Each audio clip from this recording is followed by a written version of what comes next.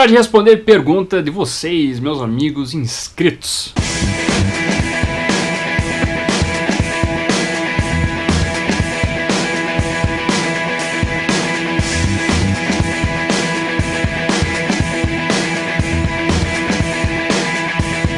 Então é isso, meus amiguinhos, o canal completou 8.000 inscritos e faz muito tempo aí que eu não faço um videozinho para responder a pergunta de vocês diretamente.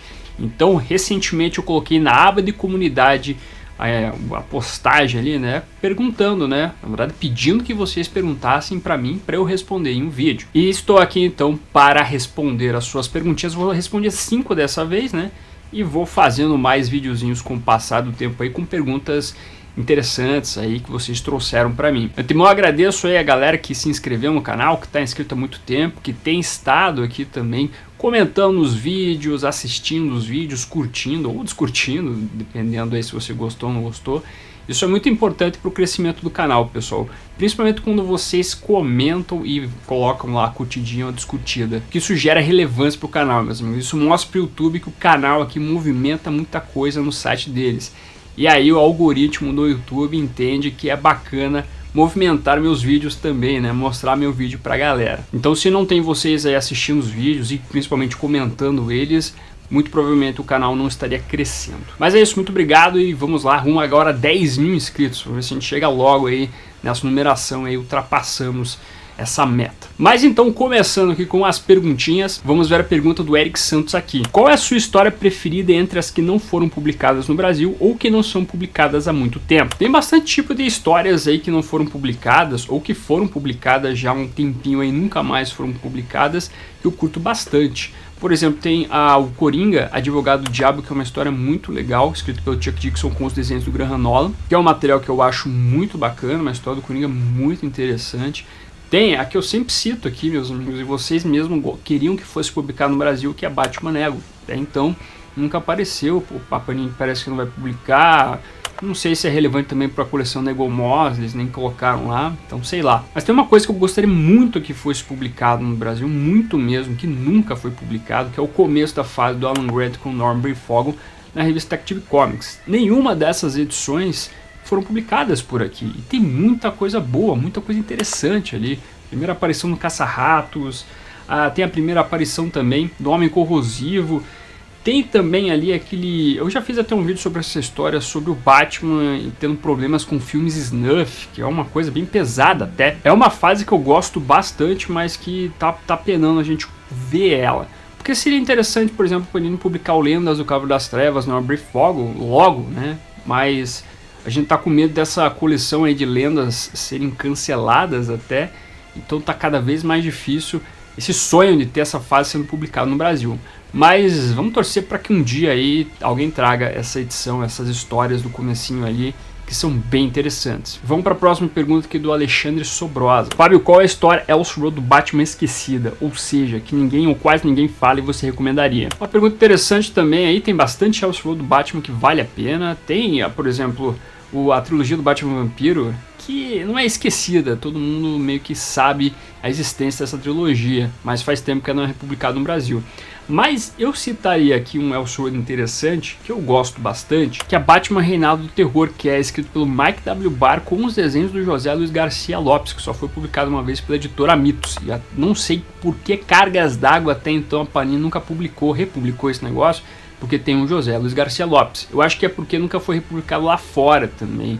Então daí não tem um material que a Panini possa se espelhar para trazer para cá. Mas é uma história interessante, é um Elseworld interessante que mostra o Batman na Revolução Francesa.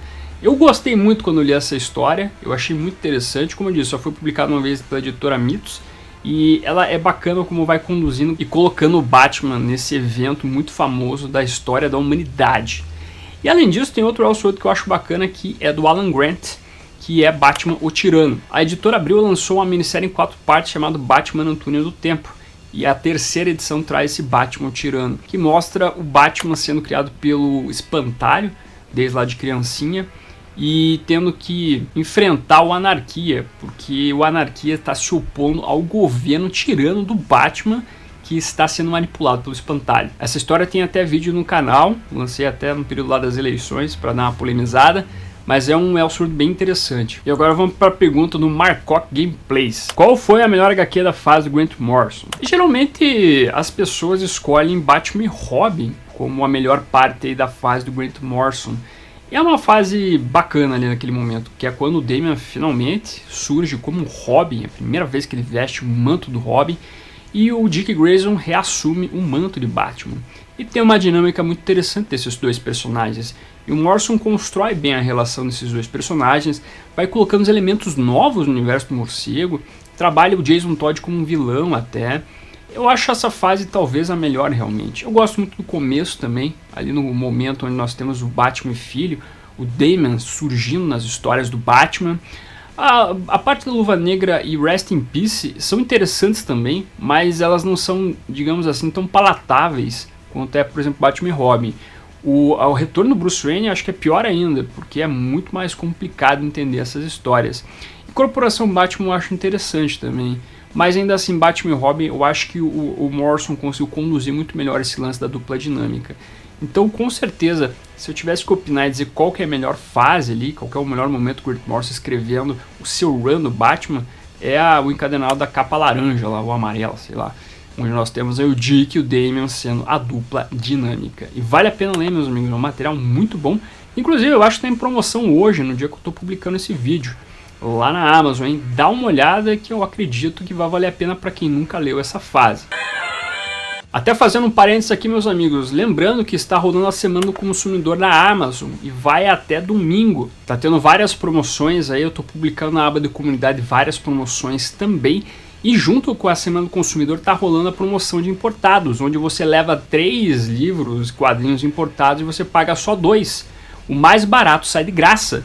E tá acabando essa promoção, meus amigos. É bom vocês aproveitarem, porque eu acredito que mais pra frente aí nosso amigo chamado dólar vai arrebentar a pulsa de todos nós. Então é bom dar uma aproveitada quem puder. Inclusive estou colocando as ofertas deste dia, as que não esgotaram. Tem algumas que talvez tenham esgotado já quando você estiver assistindo esse vídeo. Ou se você estiver assistindo não no dia do lançamento, já era também. Mas vou deixar separado aqui, dar uma olhada. Tem bastante coisa do Batman hoje, então é bom dar uma olhadinha com carinho aí, beleza? Então aproveita as promoções aí, aproveita o que você puder com importados e as promoções aí da Semana do Consumidor, que acredito que vai aumentar muito bem a sua coleção aí com uma boa economia, beleza? Então fecha aqui o intervalo. E agora vamos para a pergunta do Jeff Wolf. Parou com as lives? Essa é uma pergunta que muita gente está me fazendo, pessoal, sobre as lives. Se eu dei uma parada, e sim, eu dei uma parada com as lives, porque, primeiro, as lives elas exigem um pouquinho de trabalho da minha parte, no sentido de parar tudo e interagir com a galera e jogar o videogame. Eu gosto muito de fazer isso, meus amigos, não acho que é um problema para mim fazer as lives. Só que tem 2 poréns aqui, né? Primeiro, que às vezes as lives elas não geram tantas visualizações, né? Mesmo as lives ocorrendo ali, né? Digamos que eu pego um jogo da série Lego, que eu gosto bastante. Infelizmente, não tem tantas pessoas que gostam de ver lives com a série Lego. Inclusive tem alguns Zé Manés que de vez em quando vem aí, quem gosta de assistir pessoas jogando videogame? Eu curto fazer isso de vez em quando, assistir lá um canalzinho que eu gosto, de gameplay e assim por diante, interagir com o cara que tá fazendo a live e assim por diante. E tem muitas pessoas que curtem fazer isso aqui no canal também. Só que o problema é que quando o vídeo, a live, não gera tantos espectadores, tantas visualizações depois, o YouTube interpreta isso como algo ruim e acaba não promovendo o canal, não divulgando o canal. E o pior, todas as lives envolvendo a série Arkham, ou jogos mais recentes da Warner, ou Injustice também, a Warner tem colocado flag nos vídeos, ela não tem deixado monetizar. Então tem muitos vídeos que estavam entrando no canal desmonetizados. E por mais que o YouTube alegue que isso não atrapalhe o canal, de certa maneira atrapalha sim. Porque eu acredito que o algoritmo ali entende isso como algo problemático também e faz aquele lance de não poder colocar o vídeo um pouco mais visível para o público que procura coisas do Batman. Então isso está meio que prejudicando um pouco o canal. Eu quero talvez tentar voltar a fazer lives um dia só, talvez um domingo e assim por diante, porque era legal a interação. Eu gosto de fazer esses jogos também aqui no canal. Eu gostava de criar esses conteúdos, só que a gente tem que às vezes ponderar no sentido da saúde do canal, meus amigos. E eu sei que para algumas pessoas pode parecer imbecilidade isso, e até pode falar, pô, faz o que você gosta, cara. Se você gosta, vai lá e faz. Só que como eu tô buscando que o canal cresça cada vez mais e que chame a atenção da galera, é importante aqui eu saber focar nos conteúdos que as pessoas querem assistir. Eu cheguei até a perguntar para as pessoas na aba de comunidade, e aí, vocês assistem a live, vocês querem que eu continue assim por diante? Muitas pessoas até disseram, continua, mas algumas pessoas me responderam, olha, eu não assisto, tá? Mas continua que eu acho que deve ser uma coisa bacana. Se você não assiste, se a galera não assiste, não adianta eu fazer, entendeu? Porque isso não ajuda o canal. Então eu tenho buscado fazer isso. E, de novo, pode parecer uma coisa idiota para algumas pessoas vão me criticar por causa disso, mas quando você está focando em alguma coisa que você gosta, quando você está focando em algo e quer fazer com que ele cresça, você tem que saber dosar as coisas. Mas vamos ver mais pra frente se eu trago uma estratégia um pouco melhor. Algumas pessoas até falaram, faz em outras plataformas. E seria interessante até, só que o ruim de você focar em várias plataformas, sendo que você não conseguiu crescer direito aí uma delas, você distribui seu tempo em várias plataformas e não foca em uma só. Isso penaliza também aqui o trabalho. Então tem toda uma estratégia, meus amigos, é complicado. Esse lance do algoritmo do YouTube assim não é fácil você lidar. E esse negócio de desmonetização também é um complicador. Ainda mais que as lives, elas geram um conteúdo gigantesco, né? É 1 hora de vídeo, 2 horas de vídeo. E o YouTube também interpreta que se tem uma baixa visualização desses vídeos até o fim, que é a famosa retenção do público, o YouTube também interpreta de uma maneira que pode penalizar o canal. Então é cheio dos detalhes, meus amigos. Por isso que eu estou focando mais nos vídeos aqui que tem gerado mais conteúdo, que são os reviews de coisas que estão sendo pela Panini e assim por diante. Por isso que é importante quando vocês, por exemplo, comentam bastante aqui no canal, quando vocês curtem bastante, quando tem a visualização de vocês, porque isso realmente ajuda o canal a crescer, não é brincadeira, sabe? Essa maneira assim de gerar conteúdo aqui, as pessoas interagirem com o conteúdo é muito importante. Mas então é isso, vamos ver se mais pra frente eu consigo gerar uma estratégia aí que não penalize tanto o canal fazer as lives, certo? E vamos para a última pergunta desse vídeo, que é do Gugu, ou Gugu, eu não sei se estou pronunciando corretamente, mas qual é a sua teoria e expectativa para os 3 Coringas? Então é isso, meus amigos, os 3 Coringas foram anunciados aí até com data para agora na metade do ano. O Jason Fabio, que está dando as entrevistas aí, fazendo a parte de divulgação no quadrinho.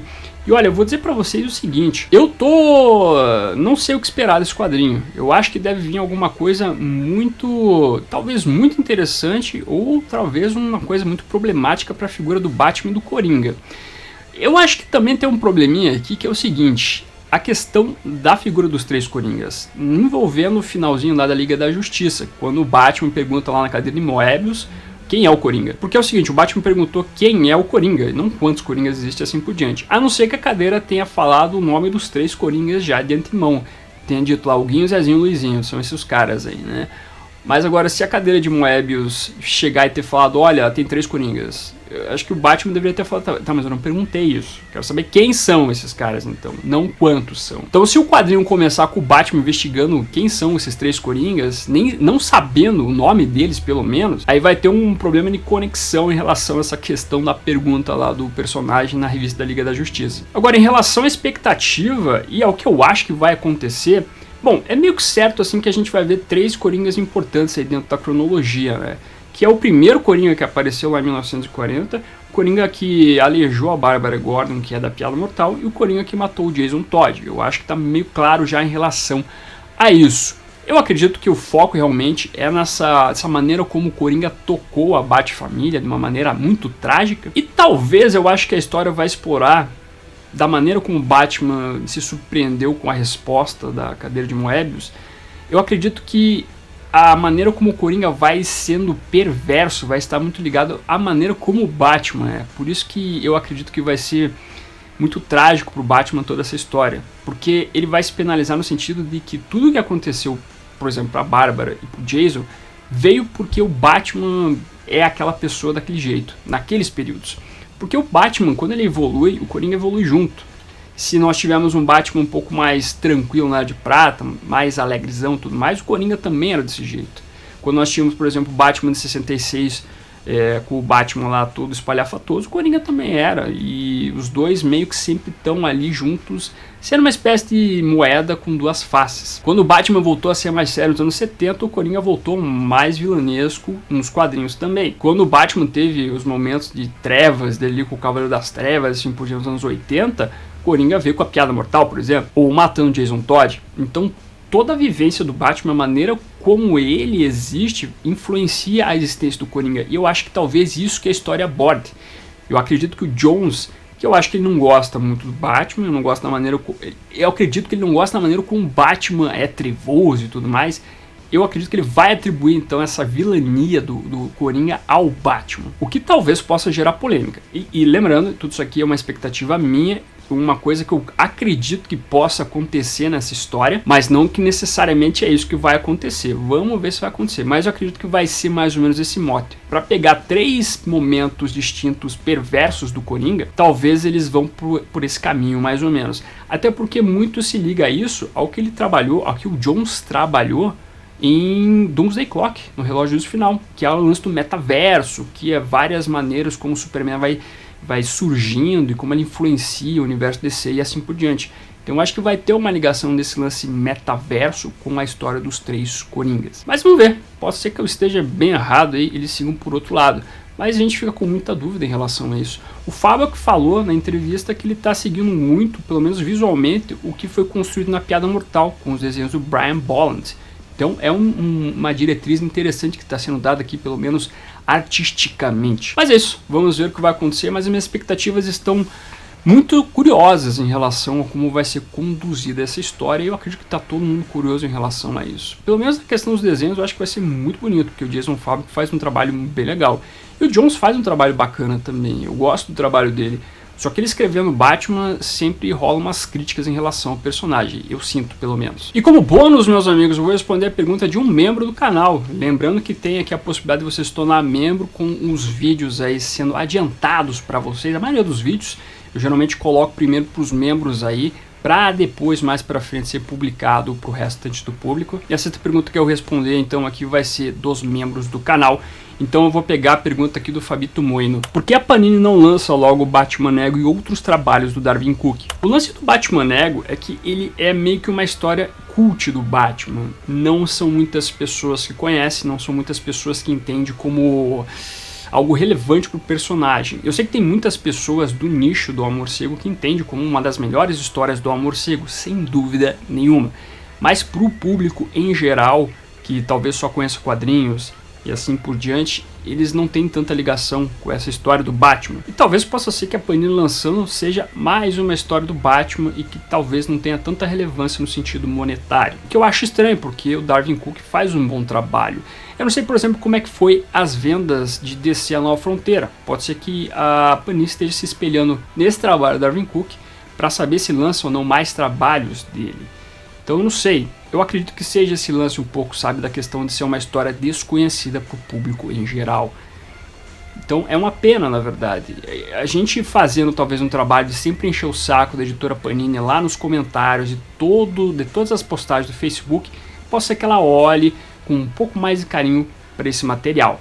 Mas eu não sei, meus amigos, ainda mais que está cada vez mais piorando esse lance dos quadrinhos no Brasil com a economia brasileira também. Tudo agora é negociado em dólar e o dólar está aumentando, então cada vez mais a Panini vai restringir os lançamentos de quadrinhos, focando em coisas mais talvez certas a ser vendidas e a obter lucro. Então talvez alguma coisa que seja um risco eles não considerem mais. Não sei, estou chutando aqui, não sou adivinho, não trabalho com a Panini, não conheço ninguém que trabalhe lá. Mas eu acredito que tem um pouco desse lado também. Mas tem que encher o saco. No Facebook lá, todo mundo aqui que curte o canal, que curte Batman, tem que estar lá. Toda a postagem do Facebook lá, da Panini, tem que ir lá, Batman Ego, Batman Ego, Batman Ego. Quando a gente encher demais o saco deles, eles vão ver, tá, acho que vale a pena lançar esse título. Depende da gente também, não é a Panini que vai lançar de graça, certo? Acredito que vale a pena também nós termos aí um pouco de proatividade nesse sentido. Mas Vamos ver, né? Quem sabe um dia. Mas então é isso, meus amigos. Essas são as 5 perguntinhas da vez que eu estou respondendo. Próximo videozinho aí que tiver de perguntas, eu trago mais 5 e a gente vai indo. Se você quiser aí colocar a sua perguntinha, acha lá a postagem nos comentários aqui na aba de comunidade, que tá escrito assim, respondendo aos inscritos. Tem uma imagenzinha do Batman dos anos 40 lá. Coloque sua pergunta lá para registrar. Pode ser que ela apareça aí no próximo vídeo, beleza?